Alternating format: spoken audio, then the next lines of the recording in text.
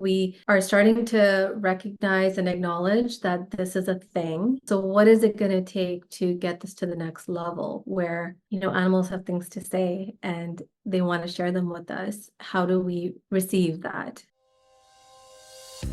Welcome to Season 2 of the podcast, Spirit Doggies. I'm your host, Danny Finkhauser. This podcast series explores the spiritual connection between humans and dogs and is a companion to my short story, Dog Deities. Dog Deities is about a fictional society where people idolize their dogs, literally. You can learn more about the podcast and read the short story at dogdeities.com.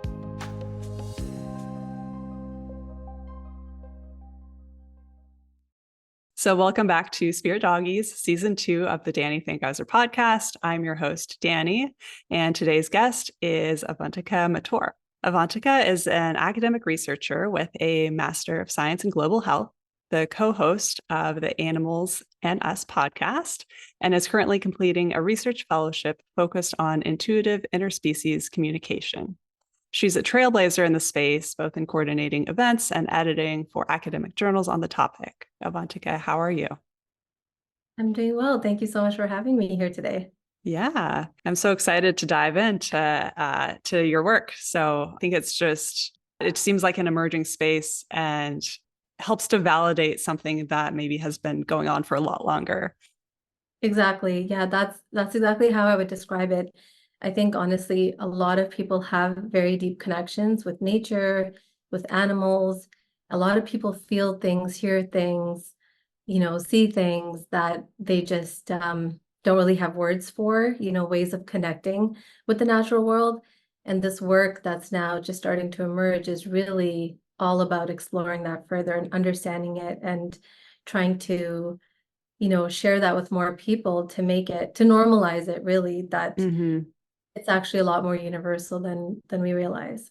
Yeah, definitely. Yeah. And that's a big goal for me with this podcast, even is just to normalize it for people. When I first did an animal communication session for my dog Bambi, I was afraid to tell people that I had paid for this because, and some people reacted and kind of thought it was kind of a joke and stuff like that. And then more and more I started to talk to people who had done the same thing. Absolutely. I remember the first time a few years ago when it felt like I was coming out in some way. I went on social media and I remember feeling so nervous sharing it with people that this was something I was interested in and I was going to start researching and feeling so nervous about the feedback that I would get. And so yeah, I totally get it.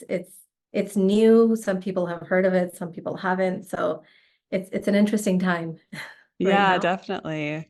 Yeah. And so tell me about your background. Was this something that you were surprised that you got into, and how did you find your way into this? Yeah, actually, I think the universe kind of led me into this. It sort of fell into my lap. I remember from a young age, I just knew that I would grow up and find a field to work in that really spoke to my heart, that would make me feel like, I'm doing something with a lot of purpose and meaning. And for years and years and years, I was fumbling around doing different things which were all meaningful. My background is in public health. So I was doing research on like diabetes and heart disease prevention, and it was all meaningful work, but I knew that it wasn't mine. I knew that it wasn't really, I was involved with other people's projects, helping them reach their goals, but it wasn't something that was making my heart and soul like sing and dance. Yeah. And just knew from a young age that there would be something out there like that for me. But, the way school is set up and the way that, society kind of urges us to fall into these structures, there just wasn't any room to even, I was doing the best with what I thought I was good at and what I was interested in. So I went into like the sciences and I went into healthcare and all of that. And all of that was great, but again, knowing that it wasn't really for me. And then, I specifically remember like on my 30th birthday, I just put this out there. I was like, okay, I'm ready to listen. Like, just show me where I'm meant to be, and I will do my best to follow. So I was really looking for guidance. I was really looking for an aha moment and something to make me feel like really inspired and connected. And it was shortly after that I must have heard, I think it was on the radio that I heard it for the first time, something about animal communication. It was about a woman who could speak to elephants. And she shared this story about how she had a group of elephants literally walk through a hotel in Africa. And I can't remember which country it was, but she used to take groups of people on safaris. And she had this very deep connection and love for the animals, and she could communicate with them. So much so that when there was a baby elephant in this group that was in trouble, a group of them like came and found her and told her that they needed her help. I mean, I'm paraphrasing the actual story. I remember hearing it. I heard it, and honestly, I was just like, huh, what? What what did I just listen to? And I think it just took me on this roller coaster ride because the first thought that crossed my mind was like, okay, what does this even mean? Like, what is this possible? Like, somebody can connect with elephants in that kind of way and have this kind of two-way exchange of communication. And then the other thought that went through my mind was, well, why not? Like, why is it not possible? Why would I think that's not possible? It's probably because of I've never heard of this before. It's probably because of what I was taught in school. We're just not taught that something like this is even possible. So I was like, okay, I want to learn more. And I think maybe the researcher in me was just like, okay, let's dig into this and understand this a bit better. And honestly, the rest was just history, I think, because learning more and more about what it is that these people who say that they can communicate with animals, learning more about what they do, why they do it, and most importantly, what the animals actually have to share was just incredible. Like it was mind blowing in the sense that I had never thought that this was even possible. This was never on my radar. But I was just so open to it and it just made so much sense to me. And I think one of the reasons that now reflecting back on it, one of the reasons why it probably made so much sense to me and really resonated with me was because there was so much talk and conversation about love and compassion. And that was really the foundation of everything I was hearing, no matter who it was, which animal. There was just so much empathy and love and compassion and talk about interconnectedness, and all of that sounded amazing to me. So I was like, well, why would I not give this a chance? And why would I not, look into this further? And, one thing kind of led to another. And I ended up meeting a scholar who is here in Canada, who is studying animal communication, who is, that's been the main focus of her research for the past 10, 15 years, is looking at what is this intuitive communication that people can do. Is it exclusive to some people? How do they do it? What are they finding out from the animals? What kind of skills are needed? What is the process like? And also drawing connections between those findings and Indigenous wisdom and Indigenous ways of knowing. Cultures all around the world, Indigenous cultures all around the world talk about these types of concepts and this type of interconnectedness and relationship with the natural world. So there were all these layers that, just started overlapping for me and really resonated, I think, also with my spiritual beliefs and expanded them even more, which I think I was so excited about. And so when I met her and I saw the work that she was doing, I was like, sign me up, like whatever you need a hand with. This is just so interesting. And I was still doing my public health research at that time, but I started finding that I was just gravitating towards this. I was like, okay, whatever you need done. And so I started working with her slowly, slowly. We started working on more projects. And then she asked me to coordinate this international symposium, basically an international conference about this topic. And it was just wonderful. And so I'm just at this really interesting place right now where I'm still learning. I'm still so curious, but I have this deep respect and passion for the research that's emerging, as well as, just having like heart-to-heart conversations with people and building community and showing people that, okay, this is something we're looking into. Research is going to catch up and we're interested in understanding this better. And then, of course, also building that practice for myself too. So that's, in a nutshell, what brought me to this point. Yeah, absolutely. And I really like the way that you talked about kind of that early skepticism and yeah, just having kind of that scientific perspective of like, okay, yes, I haven't really heard of this before, but there is evidence for it. And as a researcher, I can look deeper. And so I'm also curious, a lot of people who are animal communicators, maybe a story I hear a lot is they grew up in a rural area. They went like walking by the stream and they just, always talked to animals and didn't realize that no one else was talking to animals. So do you have that kind of intuitive connection with animals, or did you have a different background? Yeah, it was so different for me. A lot of people I meet in this work, they're people who have loved animals since they could like walk, and they've been communicating and connecting with the natural world. Their upbringing was, like you said, they've spent a lot of time outside. None of that was not the case for me whatsoever. I grew up in a very urban lifestyle. We were second generation immigrants. So like my parents moved to Canada in the 60s. And so I don't know. I don't know what it was. Maybe it was a cultural thing. Maybe it was just where we were living, like the environment. For whatever reason, we had no companion animals in. I come from a very big family, like Mm-hmm. very large family, and there were no companion animals anywhere, like not even fish, nothing. And so I had very little exposure to animals. We also weren't out, camping and spending time outdoors. I didn't do any of that growing up. So I actually, grew up having a respect and appreciation for the natural world and for animals, but it was such a limited understanding, so limited. And it was when I met my husband and we started dating, he told me, he's like, I adore animals. I love them. I have been bringing them into our home since I was a kid and driving my mom crazy. And, you're going to have to be okay with the fact that we're going to have dogs one day.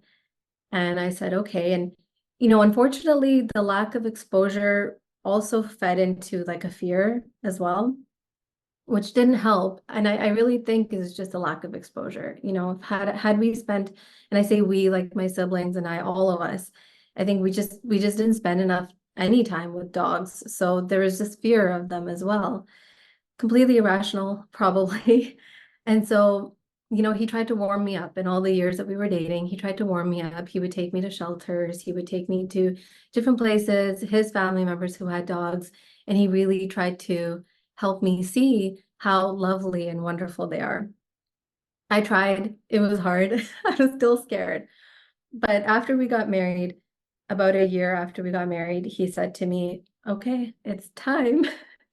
It's time to bring home a dog. And I said, okay. I was like, I can learn and I trust you. And I just, I didn't have a good reason for saying no. So I said, okay.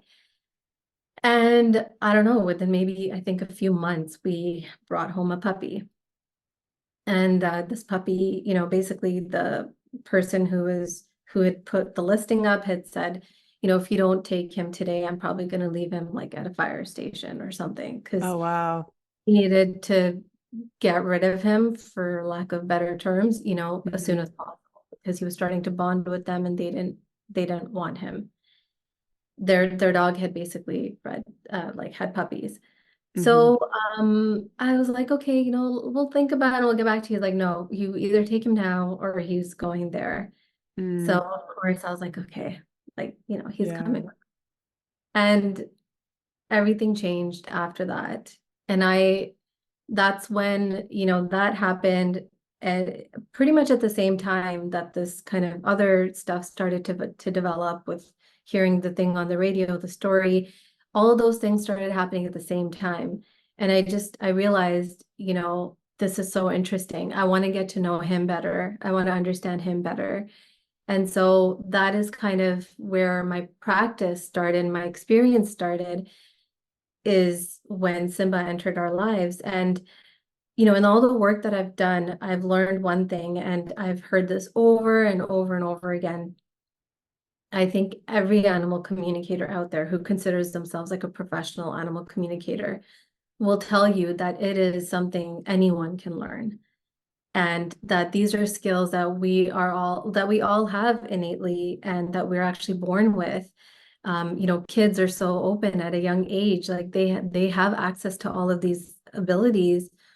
And then as we get older, we don't cultivate them. No one's talking to us about these skills and abilities. And so they fade, and we, enter a very structured, linear, kind of masculine type of upbringing with the school system and everything. And no one's talking about any of these things.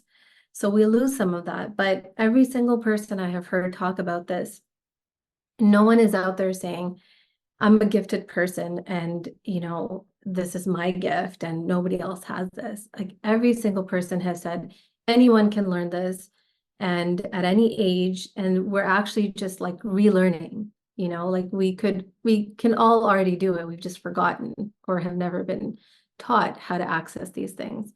So I've been practicing basically, and it's become a way of life for me since Simba came into my life and since I learned about the research, and I'm definitely diving into it more and more now.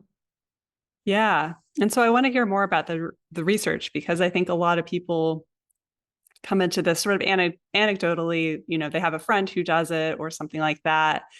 But I don't know that anyone has kind of the bird's eye view that you took. And I think it can be so convincing for people to see that there are themes or commonalities among animal communicators in terms of like how they communicate and, like you were saying, what kind of information that they're getting. So tell us about that first study and what you learned from it. Yeah, so the first project I ever worked on, and we're about to publish it soon, because research takes a long time, the whole process. So that first study was looking at websites and books of animal communicators, and it's a very introductory study because, like I said, it's an emerging field. So it's like a baby discipline right now. Mm-hmm. So that first study was really about understanding who are these animal communicators, what backgrounds do they come from.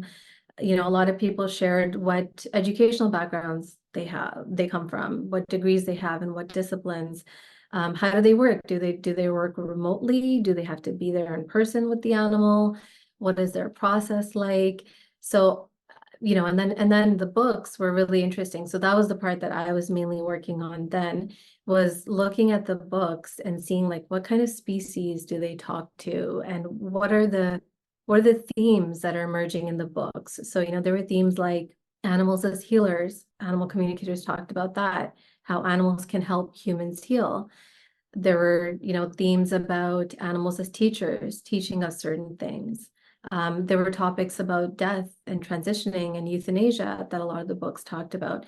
We were trying to get an overarching sense of the profession, and we were looking at professional animal communicators who offer their services for a fee. Partnerships, do they work with like vets? Do they work with shelters? What kind of work do they do? So that was the first study, and that's really going to lay the foundation for hopefully other people to see that, okay, this is a thing, and this is what the research says about who these people are, and then find, interesting angles that resonate with them, that they're interested in finding out more about. Another study that we're working on right now is looking at what it's going to take to create a culture that is both transdisciplinary and transspecies. So I'll just talk briefly about what that means. So transspecies part is kind of easy. It's like, what is it going to take to create a culture where we can invite other species into the discussion and represent their voices as well? The transdisciplinary part is, in this work, what we've realized is that people are coming into this and are interested in this. We call it Intuitive Interspecies Communication, IIC. there are people who are interested in IIC from so many different backgrounds and disciplines. So the symposium that we held had, I don't even know if we had to count how many different disciplines people came from, but there are people there from conservation backgrounds, from veterinary backgrounds, people who are in film and media, people who are in anthropology, people who are like just doing all kinds of different things. So we saw this community come together that was coming from so many different angles and lenses. So really what we're looking at is how do we successfully create a transdisciplinary and a trans species culture that acknowledges and brings animal voices to the table. So we're looking at some data that we collected at the conference from the participants who attended to understand like what's it going to take, basically. Like we are starting to recognize and acknowledge that this is a thing, that IIC is a thing, and we can see that there's this like global support and global interest in this topic. Well, so what is it going to take to get this to the next level where we can spread this even more and help people see that animals have things to say and they want to share them with us. How do we receive that, and do something useful with it? Yeah. Yeah. And I'm just thinking, I was on his Instagram today and saw like a video pop up like this 2-year-old's best friend is a crow. And I just saw that. yeah. But I mean, that's one of my favorite things to see is like, a dog and a cat that are best friends or just like these cross species. And so it's like, why do we not count humans as part of that, as being able to have that connection? You might share my opinion that everyone is intuitive. Learning intuitive practices helps me feel more confident making everyday decisions and regulating my emotions. And the online course that I took with Lotus Lantern became a foundation for so many other skills. Reverend Liliana has a compassionate and inclusive teaching style. Follow my affiliate link in the show notes to learn more. I got into meditation because it helped me get past writer's block, but I never had a committed practice until I did meditation teacher training with The Path. Halfway through the 3-month program, I was having vivid cinematic dreams every night, and I could sit cross-legged for 25 minutes without moving. The real reason I love this program is the people that you meet. If you're looking for soul family, try meditation teacher training, and you can find my affiliate link for The Path in the show notes. And finally, if you're ready to manifest your own spirit doggy, you'll want to join the workshop and community called To Be Magnetic. This is not your typical manifestation class, but it's a blend of journal questions and hypnosis meditations that help you to excavate core wounds. And a side effect of doing this work is that you make choices from your true center. So go to the show notes to find my affiliate link for To Be Magnetic, and you'll also get 15% off.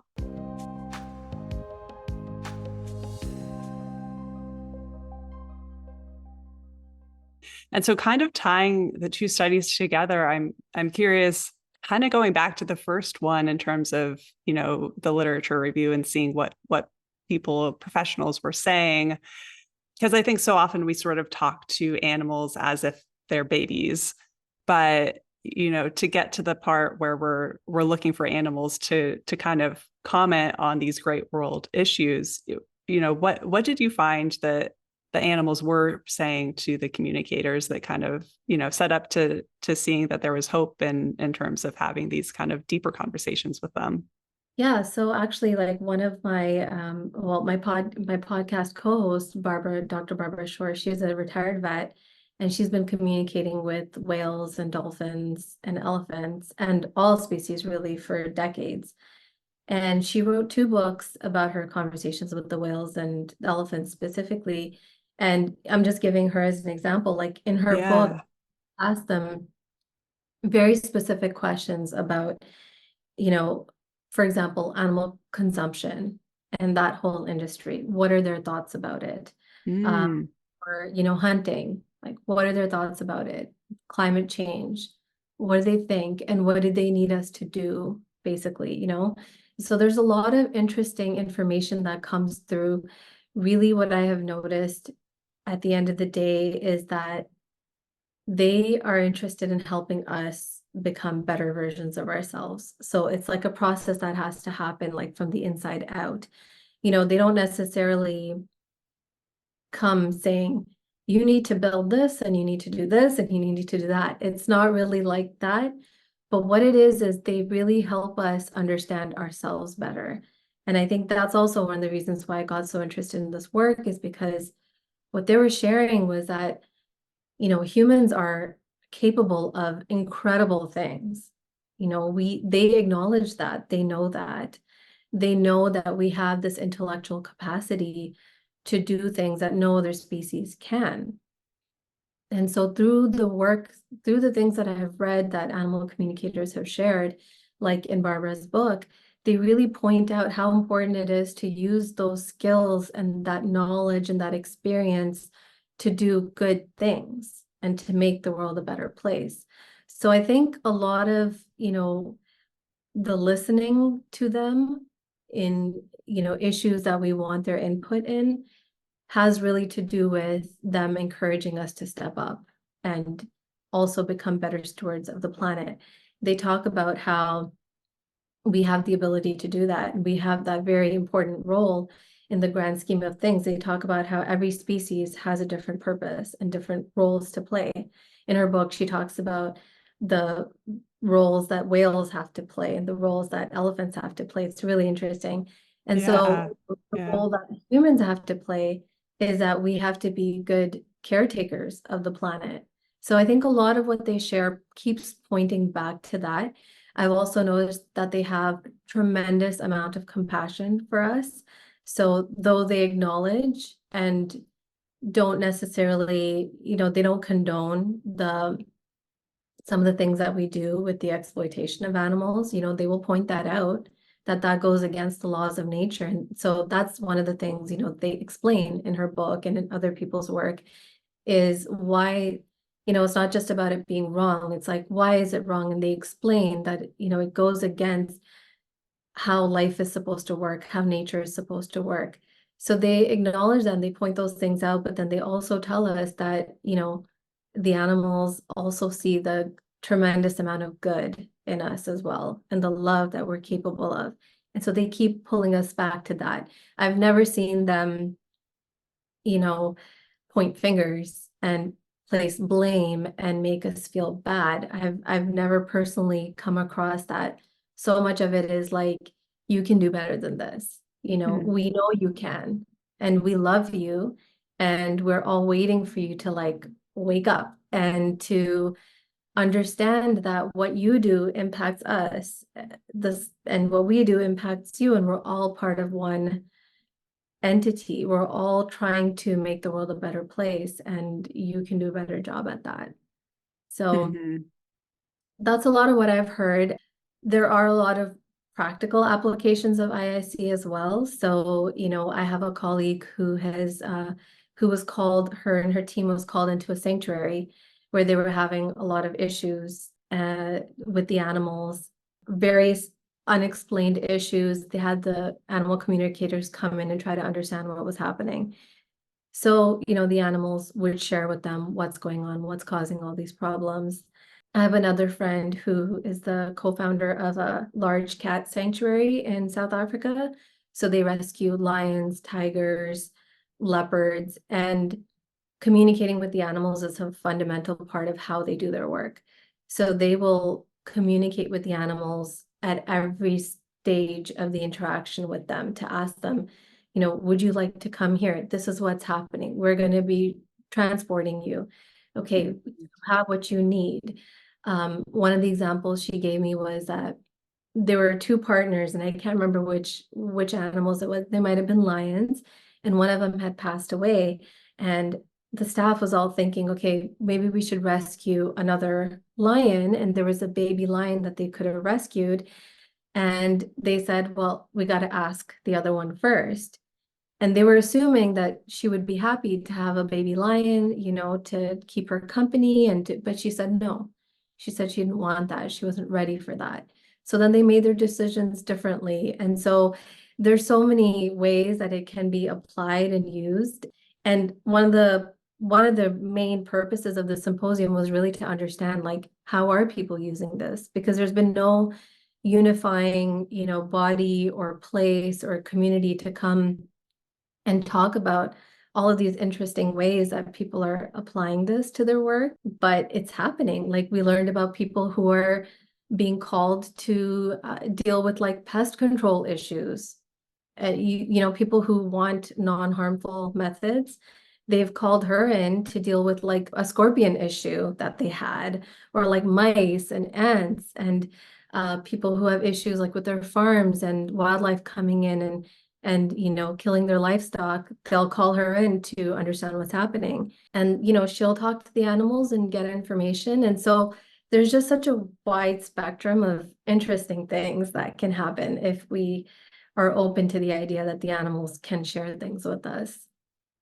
Yeah, that's incredible. And it's so amazing to hear those very practical examples. It just reminds me of, for the animal communicators, most of the ones I know work with people's pets. And so it's like, why is my cat peeing inside? It's just but it's just like that on a much larger scale. And you think of how much that impacts, safety and, our direct relationships with animals, the indirect, the way that we're just all connected. Yeah, absolutely. And there, like, I think the change is going to be incremental.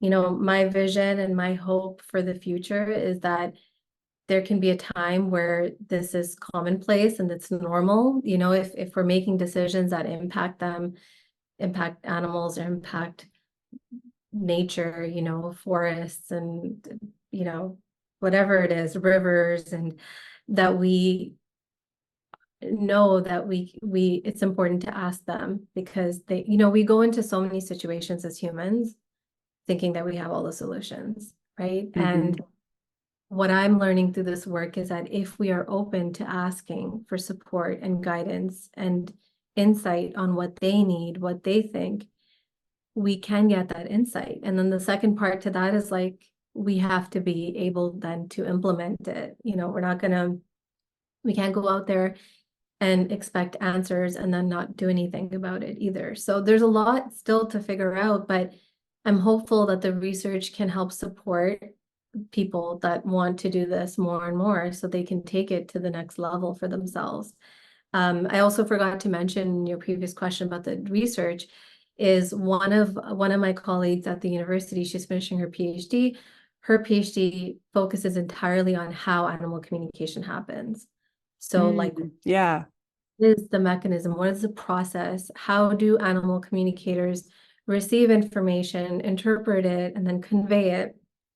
So her thesis is almost ready, and I'm really excited to hear all about her work. But hopefully all of these different studies and angles of looking at things will be building blocks that will help people feel inspired to utilize this and reach out to animal communicators and give it a try. Yeah, definitely. Yeah, because I could see, in terms of like you're saying, starting to actually take action on some things, the questions people are going to have is like, well, how does it work? What's the mechanism? And so it's like, yeah, you're building towards that so that you'll have that ready to go. So I'm also a fiction writer, and as part of this podcast, I'm releasing a short story called Dog Deities, which basically kind of takes it to the other extreme, where it's a society where people outsource all of their decisions to their dogs, and they're not very good at actually understanding what the dogs are saying. So they kind of have that part missing. But I mean, the humor of it, and the way that I use fiction is sort of like to kind of paint a picture of a sort of utopia that gets people thinking, like, okay, maybe we don't quite want to live in like this fictional world, but like, does that at least give us some ideas of better ways that we could be living?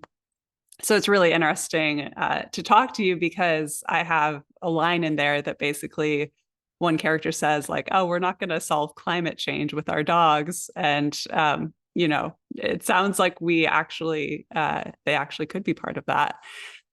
So a little more real and a little more optimistic than I had even predicted. So I want to switch gears and talk a bit about your pets now, because you went from having the one dog and now with all you know about animal communication, how does it play into the way that you relate to your pets?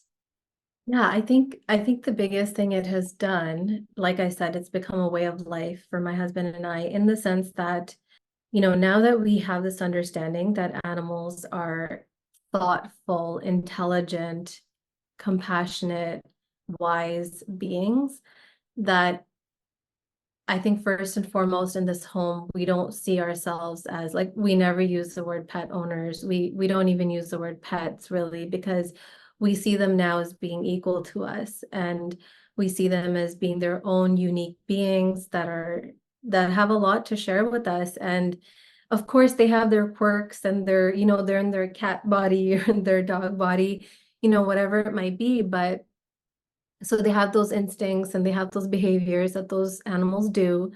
But there's a certain level of appreciation for going beyond that and understanding that there's a lot more to them than just that.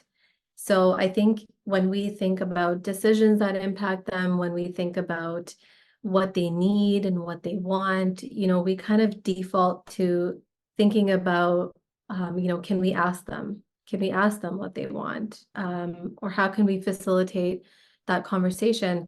Just to give you a really practical example, last year in August, we had really bad wildfires here where we live, the worst that they had been in like 20 years. And we happened to be away that exact week. We were in Toronto for two weddings, and it happened like the day that I left. And we were like devastated, right? Because I mean, it was hard knowing that our city was like literally up in flames, but it was even harder knowing that our animals are there. What's going to happen to them? Are they okay? Like, it was like black outside. You could not go outside, but dogs have to go outside. So the sitter was taking them for like really short periods of time. And we were so just, like I couldn't function mentally. I was thinking about them so much. So we had a friend of mine who is an animal communicator, and I have the great privilege now doing this work of knowing so many brilliant animal communicators. And I asked her to check in with each of them. And our cat was separate from the dogs because she was staying at home. And we had our neighbor coming and checking up on her. So they weren't even together. And so, that facilitated this entire discussion where we got to tell them, okay, we're trying to come back. We're going to come back as soon as we can. How are you guys doing? What's going on? And they literally painted a picture of what was going on. And my friend who was doing the animal communication, she's in like a totally different part of the world. Like she's doesn't know anything. She's not there. She actually didn't even know that the animals were separated, like that our cat wasn't with them. But she told me, she's like, it almost seems like Fiona is in a different place than the dogs. And I was like, yeah, that's right. So she was painting this picture for us, and that just gave us so much comfort, all of us, so much comfort, because they're like, where did these two people go? Are they coming back? What's happening? So I think it's just become a way that we do things and we interact with them, and we don't assume that we have all the answers for them either. And for me personally, I think beyond all of that, I've learned so much about a lot of spiritual concepts with animals. I believe in karma and reincarnation and souls and soul contracts and all of that kind of stuff. And when I learned about animals and their spiritual lives, it was like they're all part of that as well. So I think beyond everything else, I see them as having a very important role in my life as, as my soulmates, and as having important contracts with them, and having maybe been together with them in previous lives and doing work together in this lifetime that we all agreed to doing. So, beyond just communicating with them and that being part of our daily lives, I think a lot of it is like appreciating them and honoring them for their spiritual journeys that they're on, and understanding that we're all doing our work together. Yeah, that's amazing. And I love hearing too about like the idea of reincarnation and soul contracts. I definitely felt like a meant to be connection with my dog when I adopted her. So that resonates with me as well. Yeah, and there's a lot of that in the books, a lot of that in the websites of animal communicators. It comes up over and over again. I think a lot of that, and that was one of the reasons I was so excited about this work, because all these things that I have believed and learned about in such human-centric ways, and now all of a sudden it was like, oh yeah, animals have souls, they have soul contracts, they reincarnate. I was like, oh my God, that's crazy. Like that's so interesting and so fascinating. And there's just so much more to them than I think we realize, and more than we might ever know and find out, no matter how much we study this or understand it. Mm-hmm. Yeah, well, it sounds like there's a lot, like you said, research is slow, but there's so much in progress that's coming out. So what are some of the things that you're most excited about? And what should we sort of stay tuned for? Yeah, I think I'm excited for people to feel validated in the experiences they have and feel motivated to continue doing this work, and I'm also really excited about people teaching this to their kids. And, I think that if we, my logic and my theory is that I think if people understand animals better and understand trees better and plants better, that we will treat them better. Because I think once you understand them on a deeper level, and you appreciate with them and you connect with them in a way that resonates with you, that naturally you start showing up differently in the world around you. And that's really what happened with me. So I really hope that people see this, and that they keep an open mind. I think that's a big part of this work. Is I understand that it's hard to wrap your head around. I totally get it. And I've had many conversations with people who are like, I don't understand it. There's no research. It doesn't exist. And I love having conversations like that because I get it. I get where they're coming from. And so I kind of chip away at their logic little by little, and I poke holes in their ways of thinking. But I think keeping an open mind, just because we don't understand something, and just because there isn't research or evidence out there yet, doesn't mean that it doesn't exist. So I hope that more and more people continue to catch on, they stay open-minded, and that it really shifts the way that they show up in the world and how they see themselves as being part of the natural world around them. And they start treating, animals and nature with more respect, and try communicating, because there's so much that happens on a very deep, personal, intimate level when you have that kind of communication yourself. And like I said, they're there to help us. They're there to help us learn how to love more, learn how to be more compassionate. So I really hope that people give it a try. And there's so many resources out there on how to get started, and there's an abundance of that kind of information, and YouTube videos and Instagram accounts and all of that. In terms of what to stay tuned for, I would love people to if they're interested in this and this resonates with them, they're curious, to follow our podcast, and follow me on Instagram. That's really where I'm going to be sharing more and more about all of this, and all the developments, all the different work that people are doing. And we also are going to be all the work that happened at the symposium. We're also going to be finding a way to make that publicly available, in terms of like who was there, what the different presentations were about.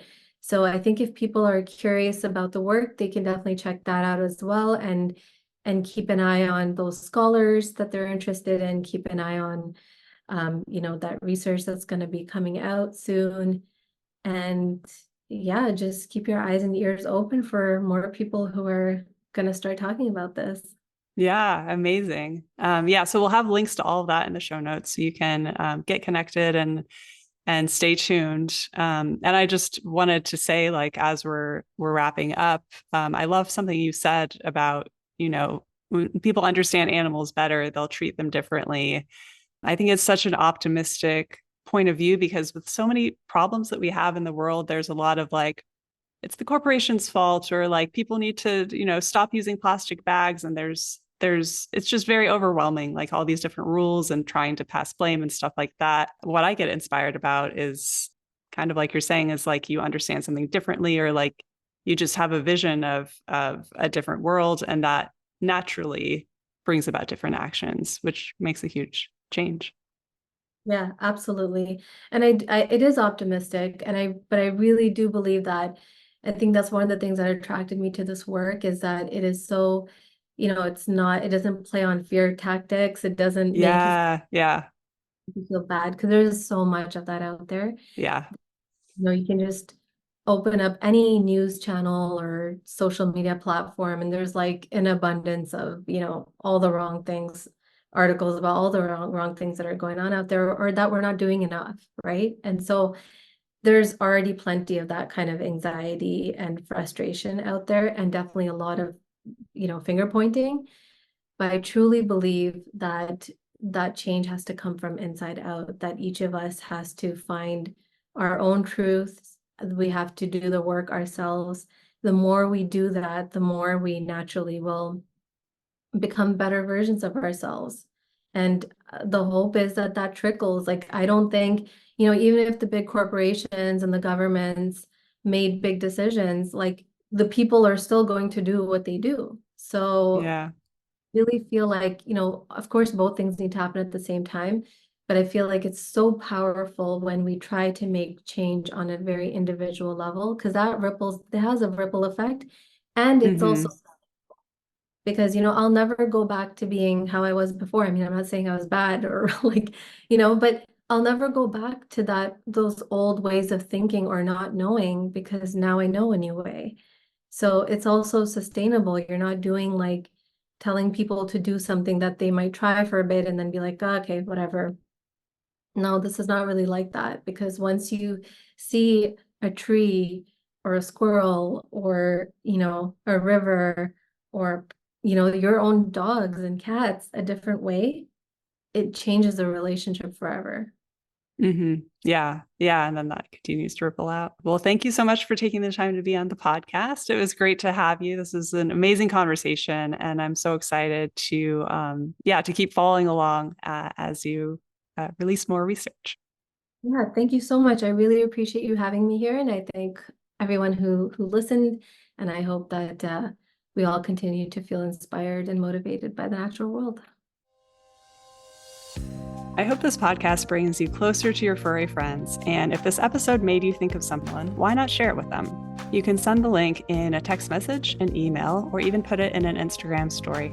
And to help us reach more people with heartwarming and paradigm shifting stories about animal consciousness, please leave the podcast a 5-star review.